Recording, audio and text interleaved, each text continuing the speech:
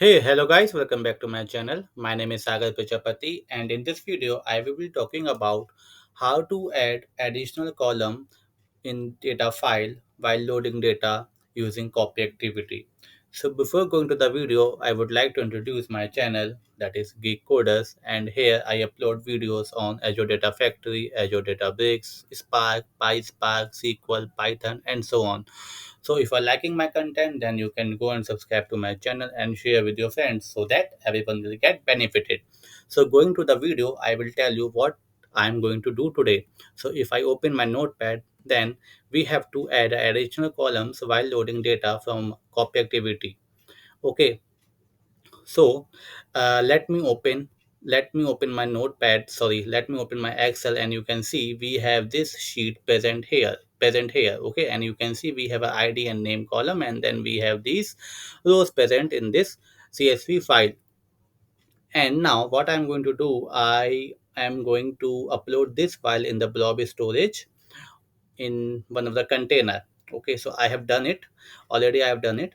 And this is the input file, and I want output file like this. Like we have this thing, same thing we have it, and but we have the additional column like file underscore name or something like that, and then we have the file name present over here. How do we do that? So let me open my ADF.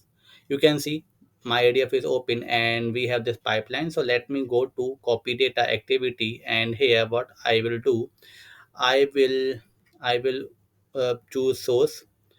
Okay, and if I choose source right now, I have this delimited text one data set. Here what I have to do is that let me open this this data set, and let me add one more parameter called blob. Okay, and once I go back here, you can see I have to define a dynamic content over here. So let me add a blob. So once it is done, now if I go down, then I have to check this first row as header method or option. Okay, it is checked already. Let me go back, and here I have to pass the name of the container, so that is source, and here I have to pass the name of the blob or file. So I am write testing.csv. That is done. Here I do not, here you can see we have this additional column method or option. Let me click on new, and if I go down, then you can see we have this file path already, I mean this variable, or we can say this value already present here. So let me choose a column name. It is done. Now if I go to sync part, I will choose my data set, and here also I will choose sync, and then I will choose my name is testing underscore sync underscore 2.csv. Okay, and everything is same. Let me debug it.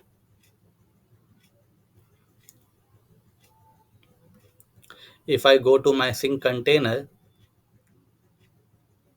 and if I refresh it,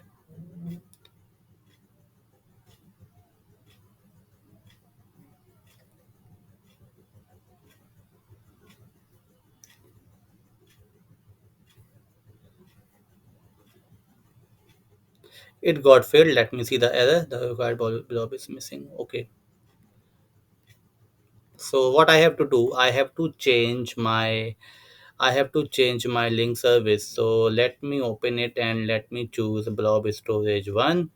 And yes, everything remains same. Let me debug it.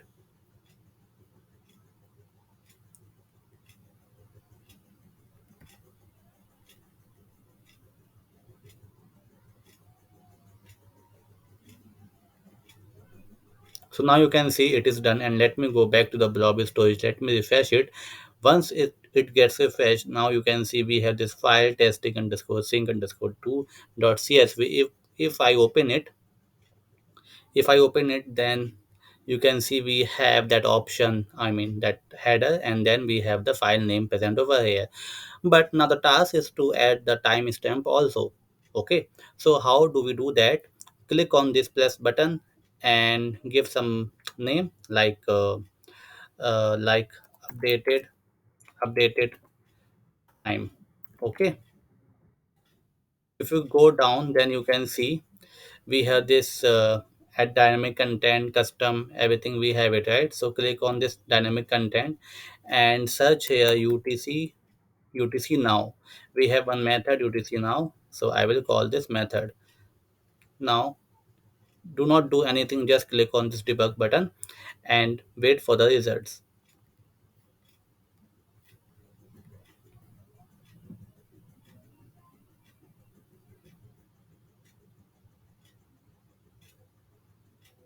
It is done. Let me refresh my file again.